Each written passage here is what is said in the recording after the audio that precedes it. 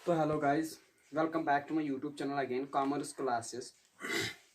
तो जैसे कि आपको सब पता है कि हम आजकल जो डिस्कस कर रहे हैं बेसिक अकाउंटिंग के बारे में, तो हमारे जो 5 लेक्चर्स ऑलरेडी हुए हैं, तो आज हम स्टार्ट कर रहे हैं अपना 6th लेक्चर, जिसमें हम क्या कर लेंगे, जो हमने ऑलरेडी अपने कुछ बेसिक अकाउंटिंग टर्म्स के बारे में पढ़ लिया है, जो समझ लिया है, उन्हीं के बेसिस पर हम कुछ एग्जाम्पल्स लेंगे ताकि हम उन टर्म्स पे अपनी मास्टरी कर लेंगे। ठीक है। तो क्या होता है कि जैसे कि आप सबको पता है, एक एक्सपेंडिचर दो तरीके के होते हैं। एक होता है रेवेन्यू एक्सपेंडिचर और दूसरा होता है कैपिटल एक्सपेंडिचर। ठीक है। रेवेन्यू एक्सपेंडिचर हम उन एक्सपेंसेस को बोलते हैं जिनका बेनिफिट हम इसी मतलब करंट ईयर में ही लेते हैं। ठीक है। और दूसरा होता है कैपिटल एक्सपेंडिचर। ठीक है।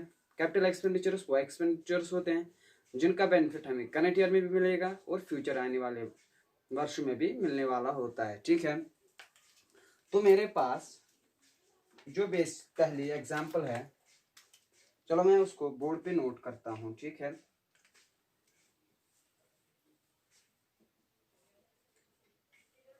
Basic accounting terms. ठीक है। Basic accounting terms. तो आज 6th लेक्चर है हमारा। ठीक है। 6th लेक्चर है हमारा। तो पहली एग्जाम्पल क्या है? ठीक है।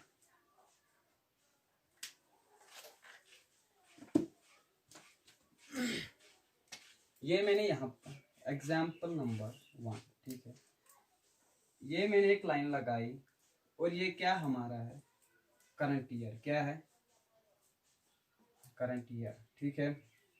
और ये स्टार्ट होता है 1 जनवरी 2018 से। ठीक है। और एंड होता है, जैसे कि आप सब जानते हैं कि एक साल कितने महीने का होता है? 12 महीने का। ठीक है। तो जनवरी हो गया, फरवरी हो गया, मार्च हो गया, अप्रैल हो गया, मई हो गया, जून हो गया, जुलाई हो गया, अगस्त हो गया, सितंबर हो गया, अक्टूबर और नवंबर। ठीक है। तो एग्जाम्पल इस तरीके से है, मतलब मेरी एक कंपनी है ए लिमिटेड, उसका नाम है, उसमें मेरा एक एम्प्लॉय है। क्या है? एम्प्लॉय है।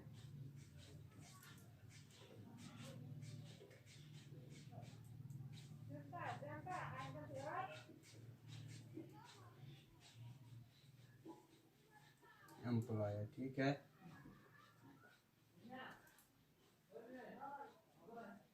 ये कौन है? मेरा एम्प्लॉय। ठीक है। तो उसको मैंने क्या किया है कि जो भी इसकी सैलरी है, सैलरी उसकी है, जो भी मैं उसको तनख्वाह देता हूँ, वो कितना है? वो 5000 है पर मंथ। ठीक है। Per month. ठीक है। तो ये जो है एम्प्लॉय है, इसने मेरे फर्म में, मेरे कंपनी में पूरे साल काम किया है। ठीक है। तो पूरे साल की सैलरी इसको कितनी होगी? 60,000। ठीक है। 60,000। लेकिन जब हमारा साल हुआ 2018 खत्म हुआ, हमारा करंट अकाउंटिंग पीरियड जो खत्म हुआ, तो मैंने उसको क्या कर दिया, जो 6,000 थे मैंने उसको पेड कर दिया। ठीक है। पेड कर दिया। ठीक है।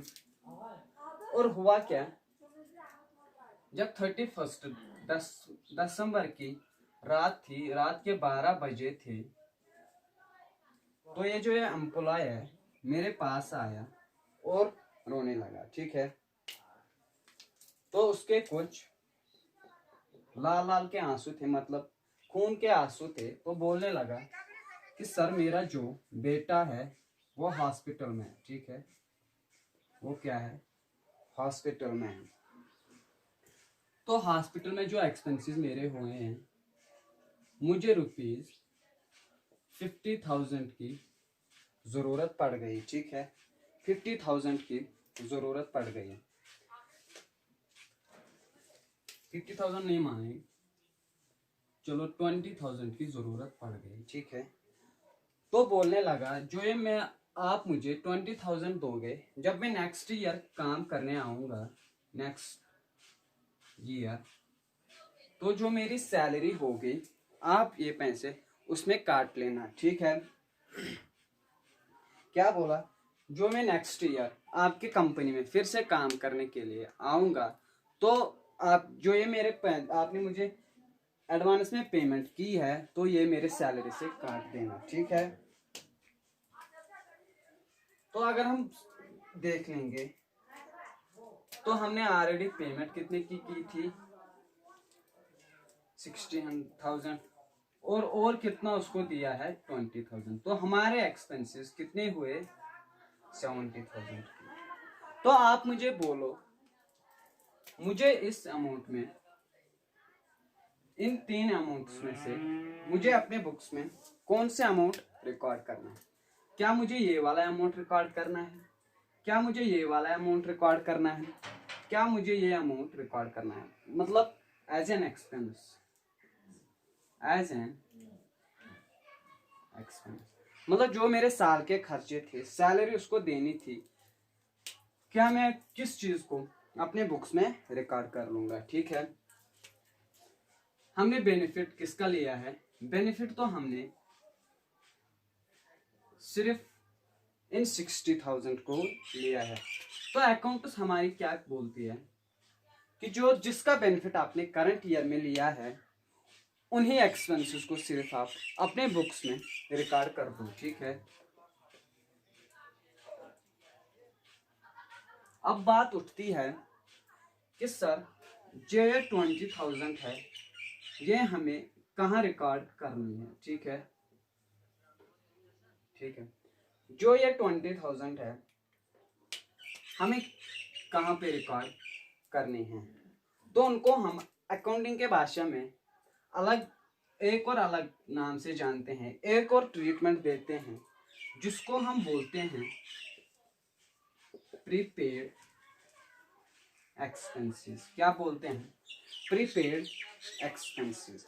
मतलब क्या, ये हमारा एक तरीके का एसेट होता है। क्या होता है, एसेट, ठीक है। क्यों एसेट होता है, क्योंकि हमने जो ये पेमेंट एडवांस में की है, उसका बेनिफिट हमने अभी तक कंज्यूमर टेकन बोलो, कंज्यूमर टेकन बोलो, अभी तक नहीं किया है, ठीक है।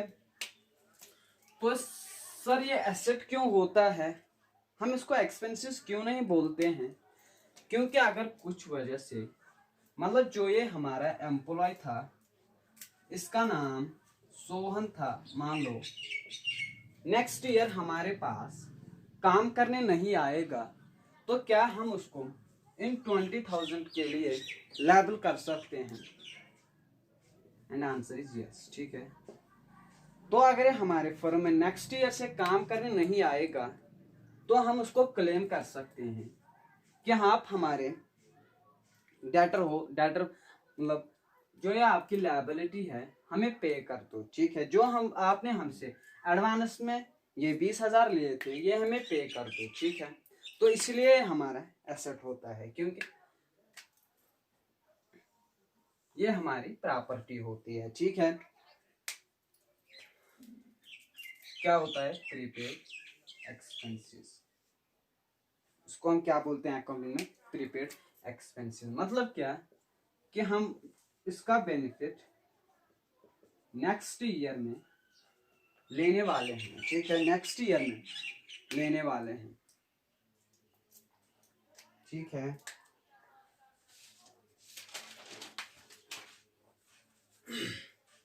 तो समझ आया प्रीपेड एक्सपेंसेस क्या होते हैं एक्चुअली, मतलब जो हम एडवांस में पेमेंट करते हैं, लेकिन उसका बेनिफिट करंट ईयर में नहीं लेते हैं, तो उसी को हम अकाउंटिंग के भाषा में बोलते हैं प्रीपेड एक्सपेंसेस, ठीक है, प्रीपेड एक्सपेंसेस। और ये हमारा क्या होता है, एक तरीका का एसेट होता है, ठीक है।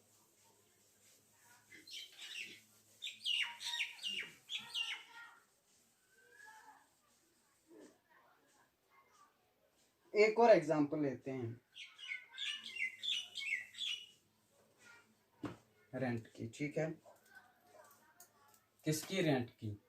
रेंट किस पे हम देते हैं? बिल्डिंग पे, ठीक है,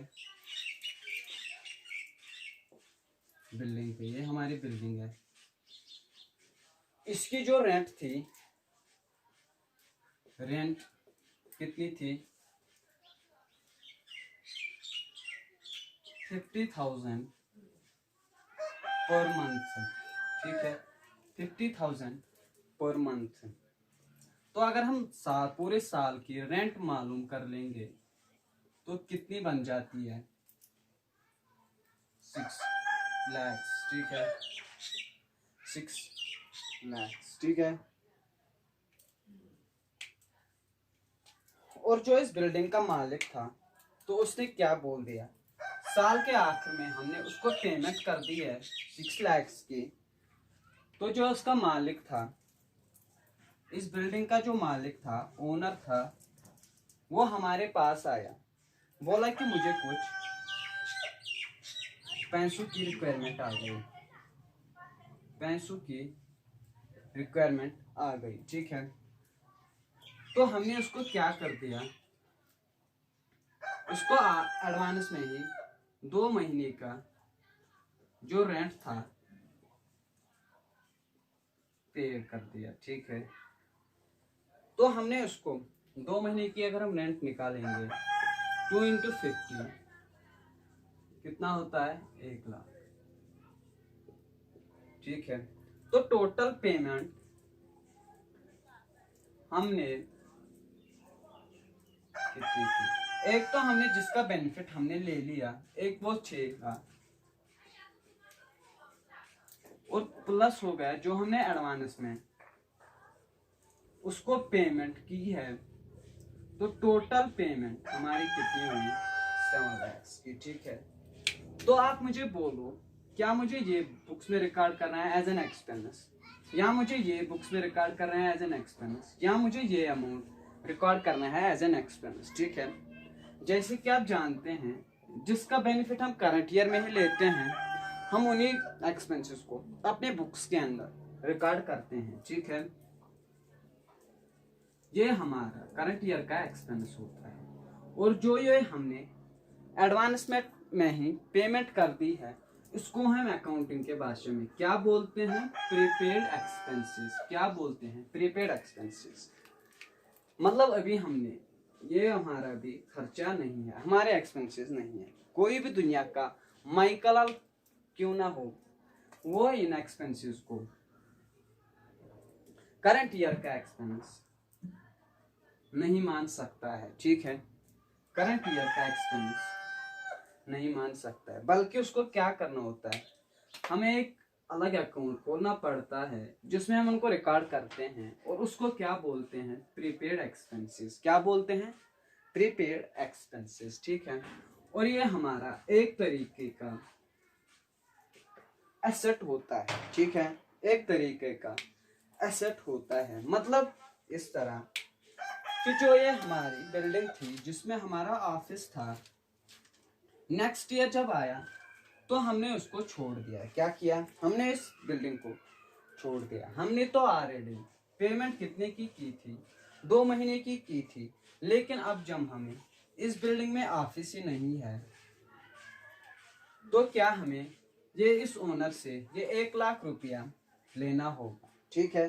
तो इसीलिए हम इसको अकाउंटिंग के भाषा में एसेट बोलते हैं। क्या बोलते हैं? एसेट बोलते हैं, ठीक है।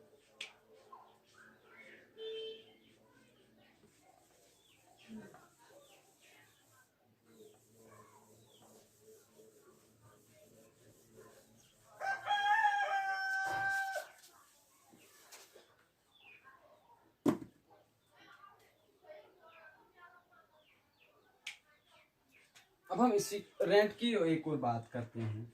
रेंट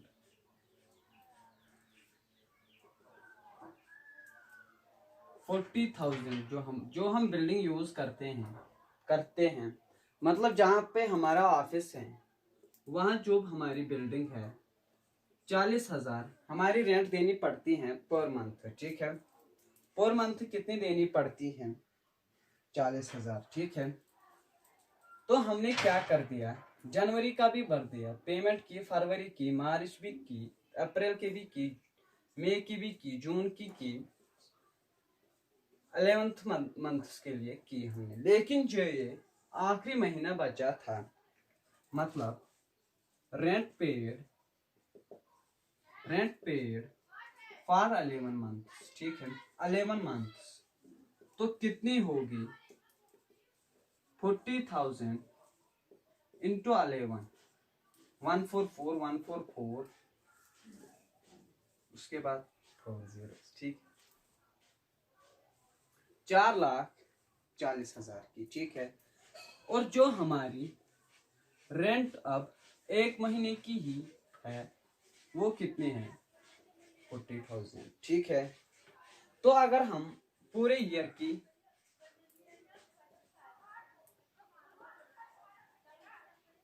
पूरे साल की रेंट कैलकुलेट करेंगे, रेंट फॉर करंट ईयर, तो कितना होगा? 40,000 इंटू 12, ठीक है, 2 4 8, 144, 4,80,000, ठीक है। तो जो हमें ये एक्सपेंसेस की, मतलब जिसका हमने करंट ईयर में बेनिफिट लिया है, लेकिन हमने कितने की पेमेंट की? 440 की। तो जो इसमें से अमाउंट निकल के आता है वो कितना है? 40,000, ठीक है, 40,000। तो इसी 40,000 को हम अकाउंटिंग के भाषा में क्या बोलते हैं? आउटस्टैंडिंग एक्सपेंसेस, मतलब बकाया हुआ कर्जा जो हमारा बिजनेस में होता है, इसी को हम अकाउंटिंग में क्या बोलते हैं?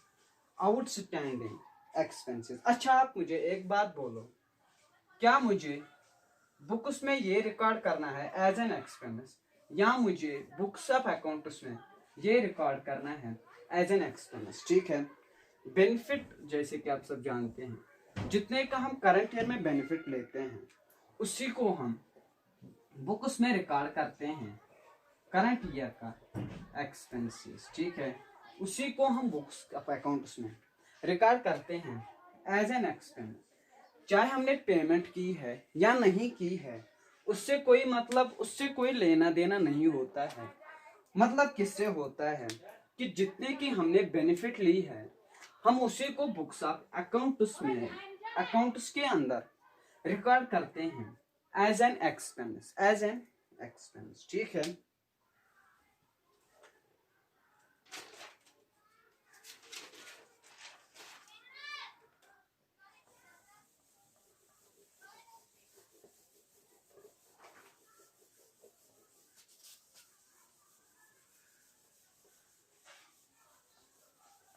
तो 3 एग्जाम्पल्स हो गए, ठीक है। तो इसी के अंदर हम एक नोट लिखेंगे, ठीक है, नोट, इसको ब्रैकेट में लिखना, ओनली फॉर मी, सिर्फ आपके लिए, ठीक है। The value of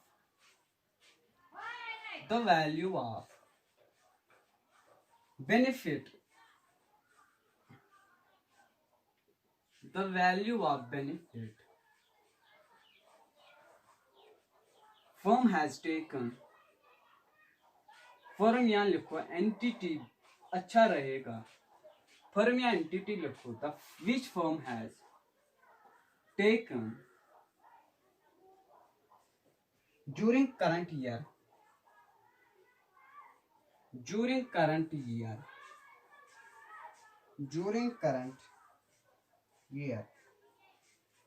is called an expense,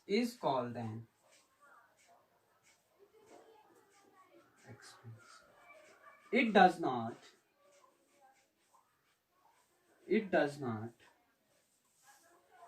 not matter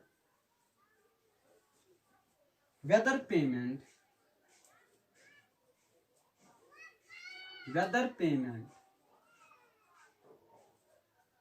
has been made or not। ये उस चीज पे दामदार नहीं करता है कि चाहे हमने पेमेंट की है या नहीं की है, लेकिन ये किस बेसिस पे रिकॉर्ड किया जाता है, एक्रूअल बेसिस पे, ठीक है। मतलब जिस वैल्यू का भी हमने करंट ईयर में बेनिफिट लिया है, उसी को हम अकाउंटिंग के भाषा में एक्सपेंसेस बोलते हैं। ना तो ये पेमेंट, मतलब अगर पेमेंट की है तो ठीक है, या अगर नहीं की है, ये इस पे दामदार नहीं करता है। ये सिर्फ किस पे प्रभाव करता है कि जिस वैल्यू का भी हमने बेनिफिट लिया है, उसी को हम बुक्स के अंदर, अकाउंट्स के अंदर एक्सपेंसेस बोलते हैं, ठीक है।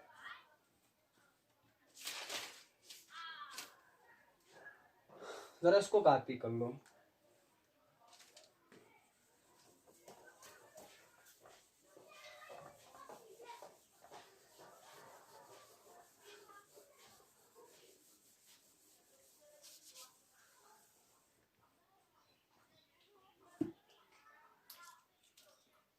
और अब हम फिक्स्ड एसेट्स की बातें कर लेंगे, ठीक है। एग्जाम्पल नंबर 4, मेरे ख्याल से भूल जाता हूँ कभी कभी, 4 ही होगी। नंबर से कुछ नहीं फर्क पड़ता है, फर्क पड़ता है तो कंसेप्ट क्लियर होना चाहिए, कंसेप्ट क्लियर होना चाहिए, ठीक है, कंसेप्ट क्लियर होना चाहिए, ठीक है। तो एग्जाम्पल इस तरीके से है, on 1 January 2017 A limited purchased a machinery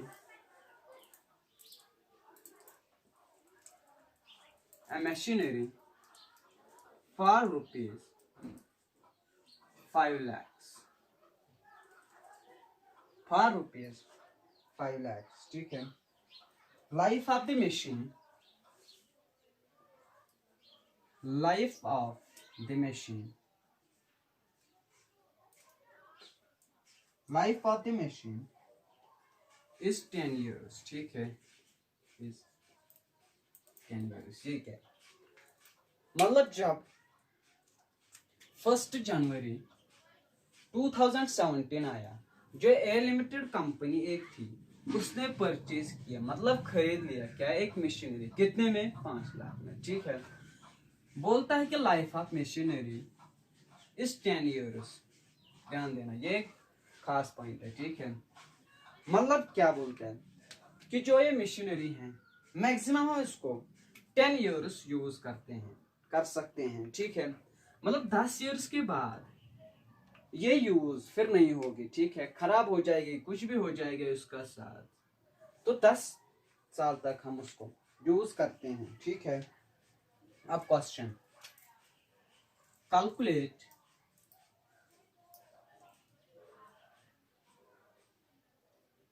पहला, value of machine on 1 January 2017, मतलब जो इस मशीन का वैल्यू होगा कब, 1 जनवरी 2017 में, वो बोलो, ठीक है। तो जब हमने परचेज किया है तो उसका कितना वैल्यू था, तो इसका आंसर होगा 5 lakhs, ठीक है। तो इसका आंसर हुआ 5 lakhs, ठीक है, रुपीज 5 lakhs, ठीक है। तो उसके बाद जो दूसरा क्वेश्चन है, बुक वैल्यू ऑफ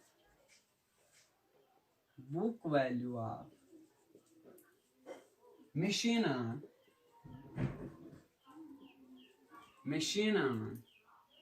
31 December 2017, ठीक है। तो उसको हम अकाउंटिंग के भाषा में कैलेंडर ईयर भी बोलते हैं, कैलेंडर ईयर, ठीक है, क्या बोलते हैं, कैलेंडर ईयर। तो उसके लिए हमें क्या करना पड़ेगा, पहले हमें ये देखना होगा कि हमने मशीनरी कितने में खरीदी है और उसकी एस्टिमेटेड लाइफ, मतलब कितने सालों तक हम उसको यूज कर सकते हैं। तो उसी के लिए हम क्या करते हैं, जो मैंने पहले ही आपको बोला है, उसके लिए एक मेथड है डेप्रिसिएशन। ठीक है, डेप्रिसिएशन बहुत से तरीके से हम निकाल सकते हैं, लेकिन जो इसमें दो ब्रॉड तरीके होते हैं, एक होता है स्ट्रेट लाइन मेथड, SLM हम जिसको शॉर्ट फॉर्म में बोलते हैं, स्ट्रेट लाइन मेथड, और दूसरा होता है WDV, ठीक है, written down value method, WDVM, यहाँ बोलो SLM straight line method, WDVM written down value method. ये क्या होता है, ठीक है, जब क्वेश्चन बोलता है कि आप SLM पे डेप्रिसिएशन चार्ज कर लो, तो हमें क्या करना पड़ता है, मतलब जितने में हमने asset purchase, fixed asset purchase किया है, तो पूरे साल हम उसी पे डेप्रिसिएशन चार्ज करते हैं। क्या करते हैं, पूरे साल उसी पे डेप्रिसिएशन चार्ज करते हैं। ठीक है, एक या दो तीन, मतलब कितने सालों के लिए भी करनी पड़ती है। जो एसेट का वैल्यू होता है, मतलब जितने में हमने इसको परचेज किया हुआ होता है, हम हर साल वही अमाउंट यहाँ पर लेते हैं। ठीक है, और दूसरा होता है return down value method. Return down value method में क्या होता है, मतलब जो ये हमने एसेट खरीदा है, तो जब पहला साल आएगा, हमारा करंट ईयर जब खत्म हो जाएगा, तो जो ये 5 लाख की मशीनरी थी, मतलब 10% की डेप्रिसिएशन थी पर ईयर, तो इसमें लेस कर दो 10%, कितना होगा 50,000। तो अमाउंट कितना निकल के आएगा 4,50,000। ठीक है, तो जब हमें रिटन डाउन वैल्यू के मेथड से हमें डेप्रिसिएशन दूसरे साल निकालनी होगी, तो वहां हम इस एसेट का वैल्यू लेते हैं 450, मतलब पिछले साल का जो हमने डेप्रिसिएशन किया है, जो हमने इसमें लेस किया है, ऑलरेडी एक डेप्रिसिएशन पिछले साल की जो हमने डेप्रिसिएशन इसमें लेस की हुई है, तो उसको हम इस यहाँ पे कंसिडर नहीं करते हैं। मतलब हम अपने एसेट को, मतलब कितना अमाउंट हमें बेनिफिट देगा, हम उसी अमाउंट को रिटन डाउन वैल्यू मेथड में कंसिडर करते हैं। ठीक है, समझ आ गया। मतलब क्या होता है, जब हमें SLM स्ट्रेट लाइन मेथड होता है, तो हम पूरे, मतलब हर साल जितने में भी हमने एसेट को परचेज किया हुआ होता है, हम उसी अमाउंट को हर साल लेते हैं लेकिन रिटन डाउन वैल्यू में, मेथड वैल्यू में ऐसा नहीं होता है। यहाँ क्या होता है, मतलब जब हम एक साल के लिए उसको डेप्रिसिएशन करते हैं, तो जितना अमाउंट हमारा बचता है, तो उसी को हम नेक्स्ट ईयर कंसिडर करके उस पर डेप्रिसिएशन निकालते हैं। ठीक है,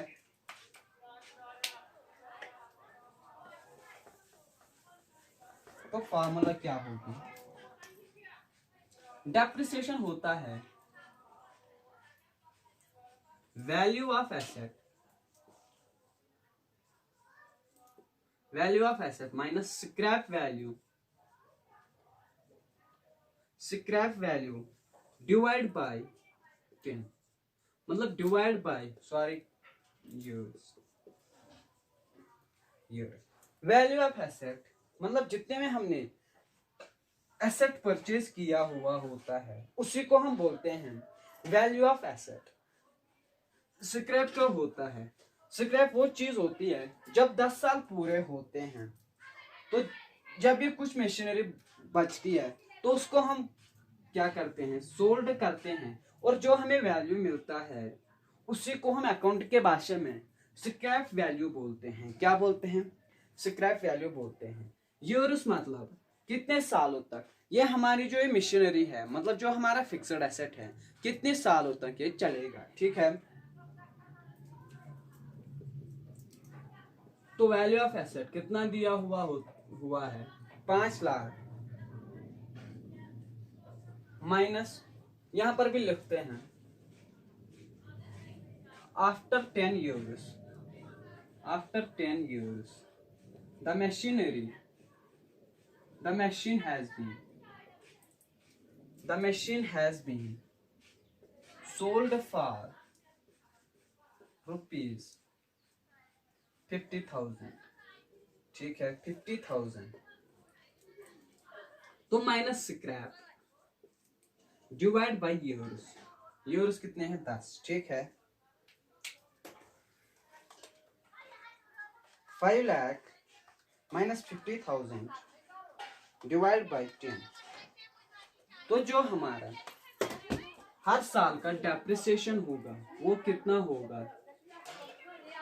45,000. कितना होगा? 45,000. ठीक है, 45,000 जो हर साल की हमें इस मशीनरी को डिक्रीज करना है, डेप्रिसिएट करना है, मतलब हमारे बुक्स में इसका वैल्यू जो कम करना है, फॉल करना है, वो कितना करना है? 45,000. ठीक है, 45,000.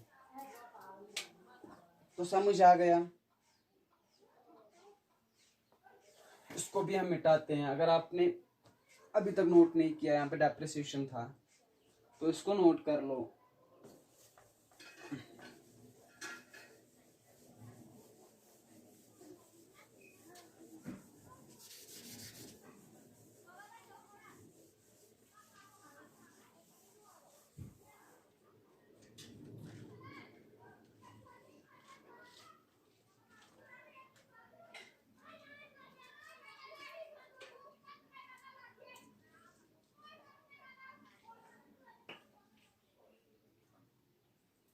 तो जो हमारा क्वेश्चन था वो था कि बोलता था कि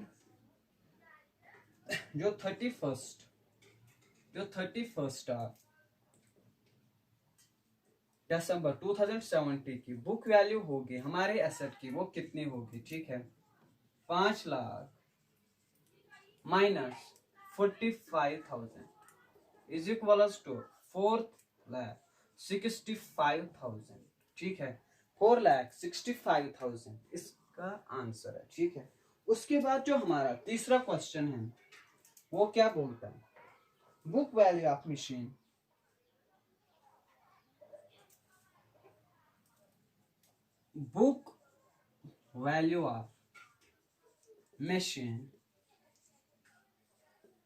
on 31st of December 2018. ठीक है, जब भी ये दिया होता है 31st ऑफ दिसंबर, इसको मानते हैं at the end of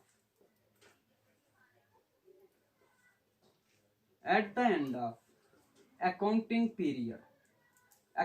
period या बोलो current year, at the end of current year. अब हमारा जो करंट ईयर था वो क्या था? 1 जनवरी 2018. और खत्म कब होगा? 31st of December 2018. ठीक है. तो जो हमारा एसेट था अब कितने पे बचा था नेक्स्ट ईयर में? जो हमारी ओपनिंग बैलेंस थी 1 जनवरी 2018 पे जो हमारा एसेट का वैल्यू था वो क्या था? 4,65,000 माइनस इस साल की डेप्रिसिएशन 4 लाख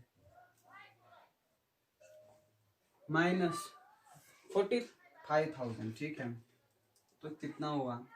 4,20,000. ठीक है, तो इसको कॉपी कर लो.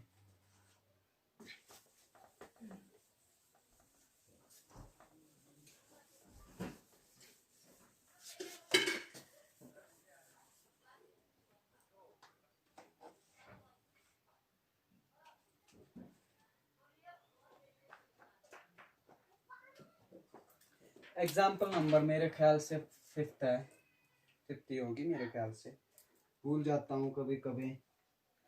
अब एग्जाम्पल लिखो. On 1 January 2017 cost of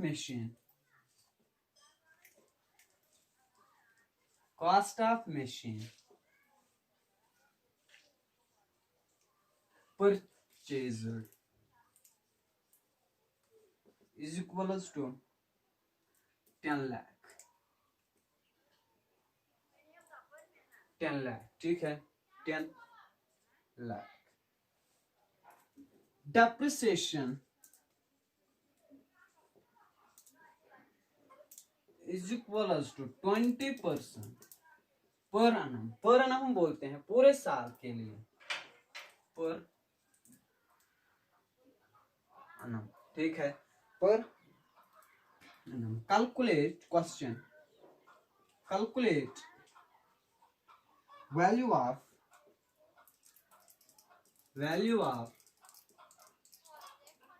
machine at the end of कब 2018, ठीक है, सॉरी 17 है, 2017, ठीक है। अगर हम इसका सॉल्यूशन देख लेंगे तो इस बार क्वेश्चन ने क्या किया है, क्वेश्चन ने हमसे ये नहीं बोला है कि जो आपका एसेट है, मतलब जो आपका एसेट है इसका वैल्यू दिया हुआ है, लेकिन ये नहीं बोला है कि कितने ईयर्स तक चलने वाला है और इसका स्क्रैप वैल्यू, और जब उसकी लाइफ खत्म हो जाएगी तब हम इसको कितने पैसे में बेच सकते हैं। लेकिन डायरेक्टली क्वेश्चन ने क्या दिया हुआ है, रेट दी हुई है, मतलब जो भी एसेट है उसको आप अपने बुक्स ऑफ अकाउंट्स में इतने परसेंट से लेस करो और वो अपने अकाउंट्स में अपने जो भी आपके बुक्स है एज एन एक्सपेंस रिकॉर्ड कर लो, ठीक है। उसी को हम बोलते हैं डेप्रिसिएशन रेट, इस वक्त दी हुई है, ठीक है। तो हम डेप्रिसिएशन मालूम कर लेंगे कि depreciation for the year cost कितना है, 10 लाख इनटू रेट, चाहे 20% लिख दो या लिख दो 20 डिवाइड बाई 100, ठीक है, कोई फर्क नहीं पड़ता, ठीक है। देखो 10 लाख इंटू 20% कितना हुआ, 2 लाख, ठीक है, कितना हुआ, 2 लाख, ठीक है। 10 लाख इंटू 20 डिवाइड बाई 100 कितना हुआ, 2 लाख। ये भी सेम निकल के आता है, ठीक है। तो हो गया हमारा ये क्वेश्चन भी। तो अगर आप क्वेश्चन ये बोलेगा, क्या आप क्या करो, मालूम कर लो कि book value of machine on 1 जनवरी 2018, तो कितना होगा, 10 लाख माइनस जो पिछले साल की डेप्रिसिएशन थी उसको हम लेस करके अपना जो ये करंट ईयर अब स्टार्ट होने वाला है, तो हम अपने इस एसेट को बुक्स में 8 लाख पे, मतलब 8 लाख पे रिकॉर्ड कर लेंगे, ठीक है। तो इसको कॉपी कर लो,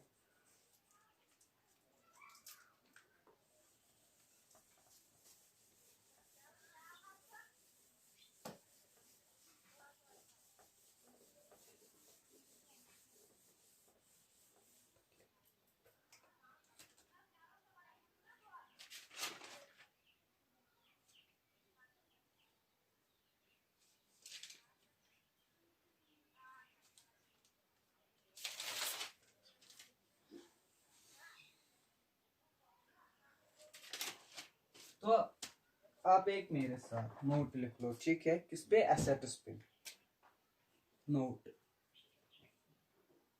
एसेट्स पे, और इसको भी ब्रैकेट में ओनली फॉर में लिख देना, ठीक है। बोल रहा है value of benefit value of benefit which will firm, या एंटिटी लिख दो, ठीक है, कोई फर्क नहीं पड़ता। Firm will enjoy, which firm, sorry, firm will enjoy, firm will enjoy in future from the end of accounting period, या लिख दो करंट ईयर, कोई फर्क नहीं पड़ता है, ठीक है। is called as an asset, इसी को हम अकाउंटिंग के भाषा में क्या बोलते हैं, एसेट। मतलब क्या, वो वैल्यू जिसका बेनिफिट, फायदा है,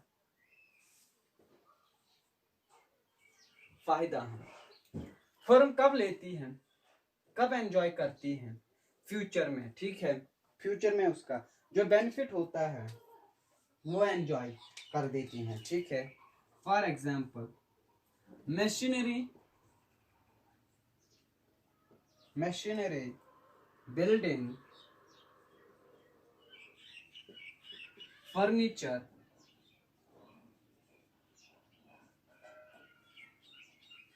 कैश, डेटर्स, यहाँ बिल इज रिसीवेबल, ठीक है।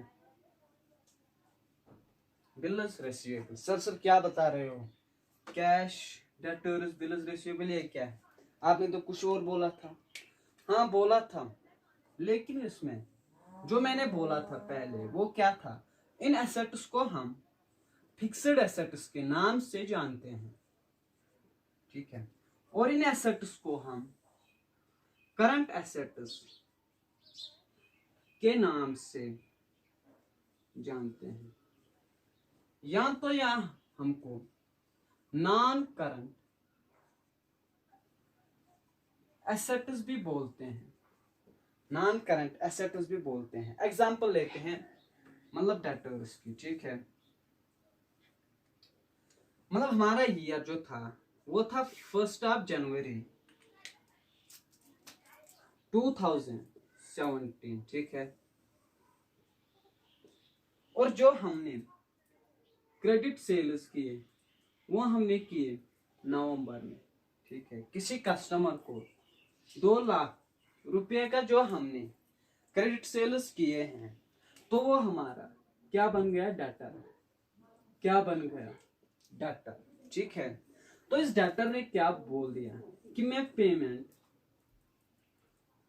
अगले 3 महीने के अंदर कर दूंगा, ठीक है। मैं पेमेंट अगले 3 महीने के अंदर कर दूंगा। अब आप काउंट कर लो, नवंबर में 1, दिसंबर हो गया 2, और अगला जो साल होगा जनवरी, उसमें पेमेंट कर देगा, ठीक है। उसी साल ये पेमेंट कर देगा। तो मैंने ऊपर क्या लिखा, value of benefit which firm will enjoy in future, ठीक है। जो फर्म, वो वैल्यू होता है जो फर्म क्या करती है, एंजॉय करती है, मतलब फ्यूचर में। मतलब पैसे कब लेने हैं हमें, फ्यूचर में। इन डेटर्स से हमें पैसे कब लेने हैं, फ्यूचर में, ठीक है। तो इसलिए मैंने यहाँ पर क्या लिख दिया, डेटर्स भी होता है, और कैश की एग्जांपल हम लेते हैं। मतलब एंड हमारा 31 2017 जब एंड हुआ, तो हमारे पास जो कुछ कैश था, जो कुछ कैश बचा हुआ था, उसका बेनिफिट हम नेक्स्ट ईयर भी ले सकते हैं। ले सकते हैं कि नहीं? ले सकते हैं सर, बिल्कुल ले सकते हैं। तो इसलिए मैंने क्या लिख दिया, कैश भी हमारा एसेट होता है।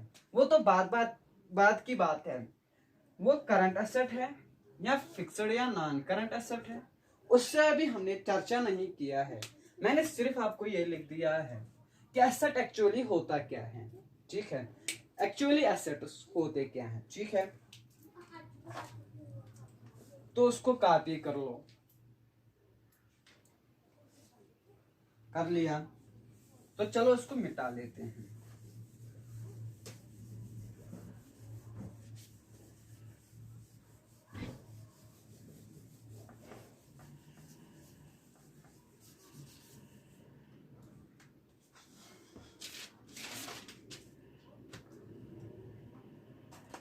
अब हम एक और एग्जांपल लेते हैं, बस इसी के साथ हम अपना क्लास एंड कर देंगे, ठीक है। तो एग्जांपल कितनी है, 5 हो गए, 5 हो गए थे मेरे ख्याल से। 6th एग्जांपल है। तो बोर्ड को मैं क्या कर दूंगा, 2 पार्ट्स में डिवाइड कर दूंगा, ठीक है। 2 पार्ट्स में डिवाइड कर दूंगा। 1st of January 2018 A invested rupees 20 lakhs into the business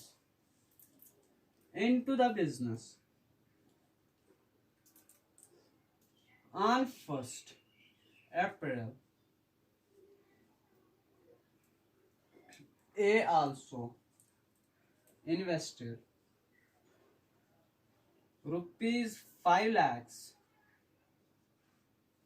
into the business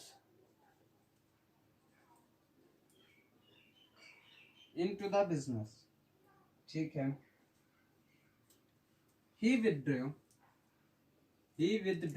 मतलब बाहर निकालना। he withdrew withdrew rupees 10,000 per month from the business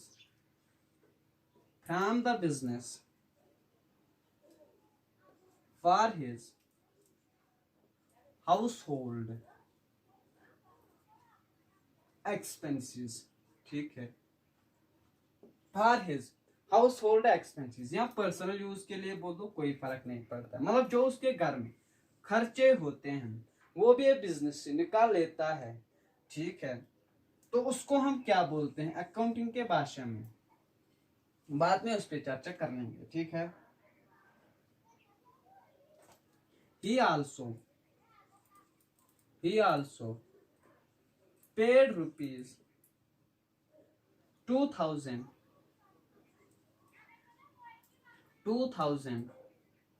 per month for his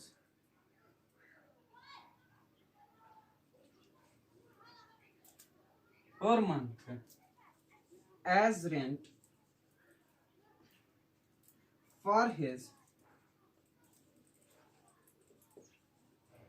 personal residence, ठीक है। मतलब जहां वो खुद रहता है उसके लिए वो क्या करता है, ठीक है। he also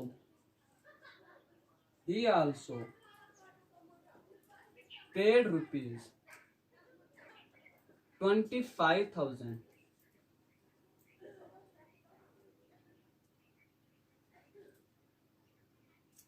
tuition fee for his children,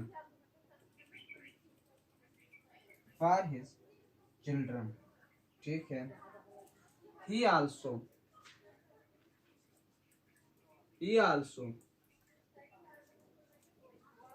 gifted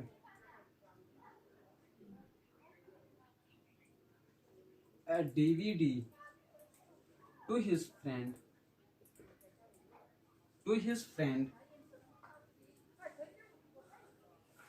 of rupees 10,000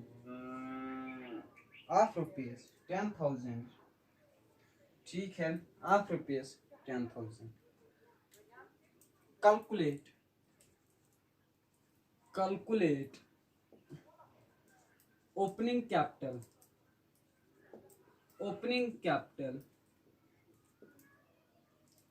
additional capital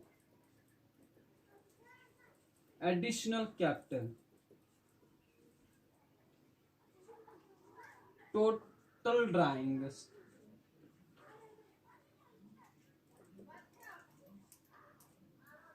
total drawings, ठीक है। Fourth closing, SING, CLOSING, closing capital, ठीक है, क्लोजिंग कैपिटल। यहां बोल दो इसको capital at the end, at the end, ठीक है। तो जरा क्वेश्चन को समझो। बोल रहा है कि एक आदमी है, इसने बिजनेस स्टार्ट किया है और आदमी का नाम है ए, ठीक है, और उसने अपने बिजनेस में इन्वेस्ट किया है 20 lakhs का, ठीक है, जिसको हम अकाउंटिंग के भाषा में कैपिटल बोलते हैं। क्या बोलते हैं?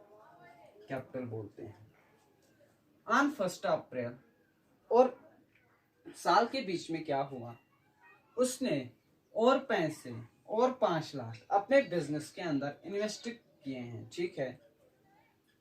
और अब ये क्या करता है, हर महीने ये बिजनेस से, अपने बिजनेस से 10,000 निकाल के अपने हाउस होल्ड एक्सपेंसेस के लिए इन्वेस्ट करता है, ठीक है। ही आल्सो पेड ₹2,000, ये क्या करता है, रेंट देता है। किस लिए? जहां ये खुद रहता है, बिजनेस के लिए नहीं देता, बिजनेस की बिल्डिंग के लिए नहीं देता, बल्कि किस बिल्डिंग के लिए देता है, जहां ये रहता है और उसका आयाल रहता है, ठीक है, बाल बच्चे उसके रहते हैं, ठीक है। ही आल्सो पेड, उसने और क्या किया, बिजनेस से 50,000 निकाल के अपने जो उसके बच्चे थे उनका ट्यूशन फी पे कर दिया, ठीक है। और उसने एक गिफ्ट खरीद लिया, किसके लिए, अपने फ्रेंड के लिए, और वो कितने का था, 10,000 का। और ये भी इसने कहाँ से लाए, कहाँ से विड्रॉ किए, बिजनेस से, ठीक है। अब क्वेश्चन क्या बोल रहा है, ओपनिंग कैपिटल। ओपनिंग कैपिटल अगर हम ओपनिंग कैपिटल की बात करते हैं, जब कोई बिजनेस स्टार्ट करता है, जो वो बिजनेस में डालता है, इन्वेस्ट करता है, उसी को हम बिजनेस के अंदर ओपनिंग कैपिटल बोलते हैं, ओपनिंग कैपिटल बोलते हैं, ठीक है। तो ओपनिंग कैपिटल कितनी हुई, 20 lakhs की, ठीक है। कैपिटल सिर्फ कैश में नहीं होती है, कैपिटल तो एसेट्स में भी हो सकती है। मतलब ये क्या करता है, एक तो बिजनेस में 20 lakhs का कैश इन्वेस्ट करता है और साथ साथ में कुछ एसेट्स भी अपने साथ ला कर आता और वो उनको भी बिजनेस के अंदर डाल देता, तो वो भी होती है ओपनिंग कैपिटल, ठीक है। और दूसरा क्या होता है, एडिशनल कैपिटल, ठीक है। On 1 April A also invested ₹5,000, 5 lakhs, ठीक है। ये हो गया पहले क्वेश्चन का आंसर। दूसरे का, एडिशनल कैपिटल क्या होती है, एडिशनल कैपिटल क्या होती है, ठीक है।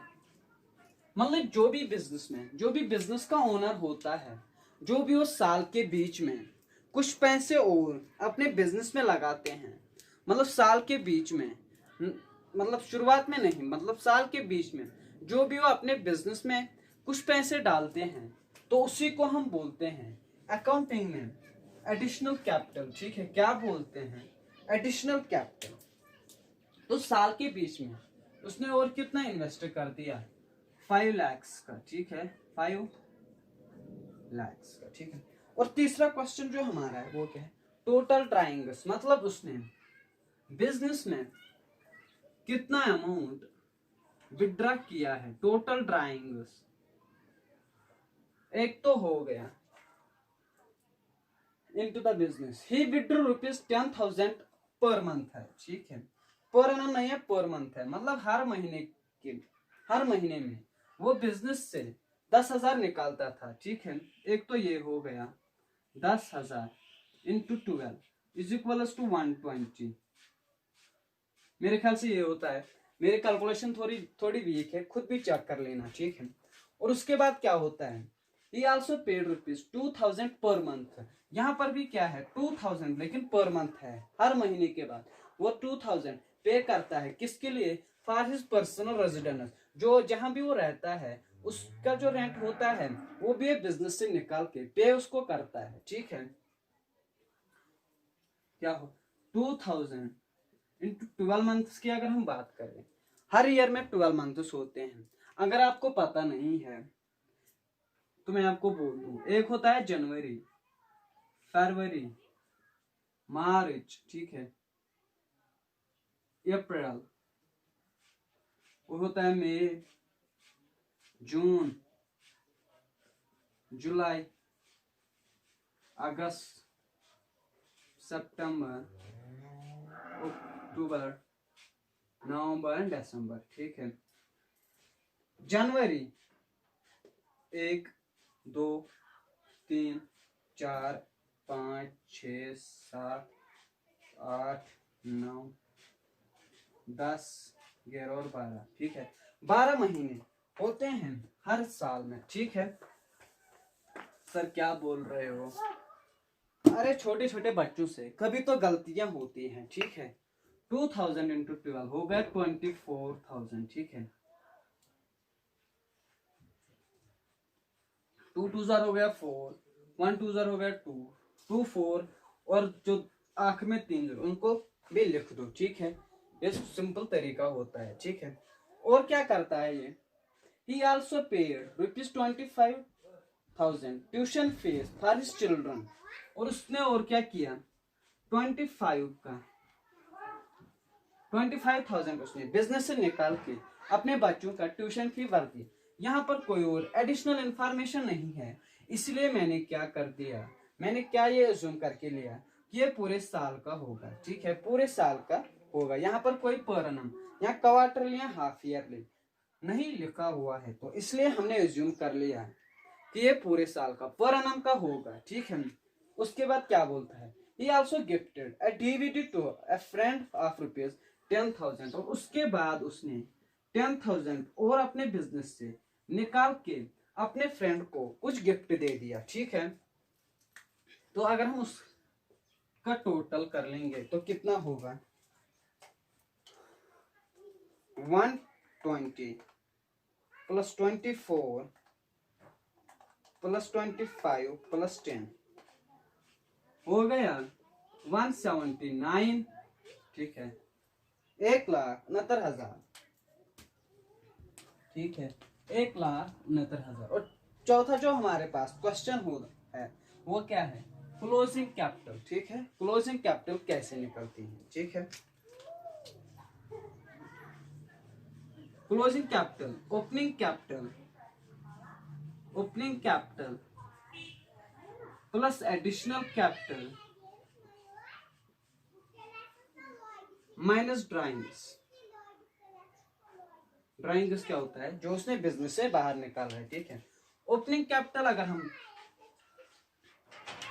अगर हम सिंपल तरीके से भी सोच लेंगे तो जो उसने अपने पहले ही इन्वेस्ट किया है, मतलब जब बिजनेस स्टार्ट किया है, वो पैसे भी तो बिजनेस में ही होंगे, और जो साल के बीच में भी डाला वो पैसे भी बिजनेस में ही होंगे। लेकिन जो उसने कुछ मतलब अपने करंट ईयर में कुछ बिजनेस से बाहर निकाला होगा, वो तो बिजनेस से बाहर चला गया, ठीक है।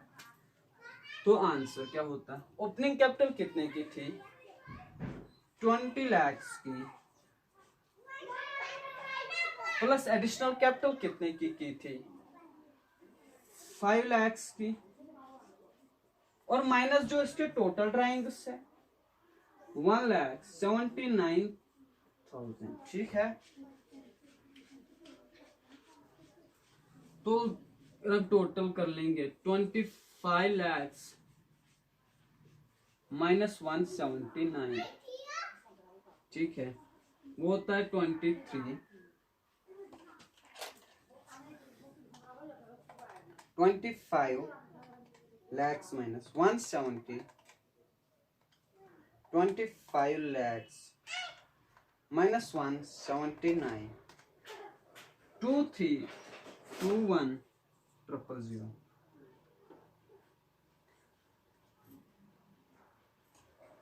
23 lakhs 21,000, ठीक है। तो ये आपका आंसर हो गया, ठीक है। और एक और बात, जो मेरा पिछला लेक्चर था उसमें मैंने एक जानबूझ के एक गलती की थी। अगर आपने वो गलती ढूंढ ली तो प्लीज़ मुझे वो कमेंट करके ज़रूर बता देना, ठीक है। और मिलते हैं अगले वीडियो में। तब तक के लिए खुदा हाफिज।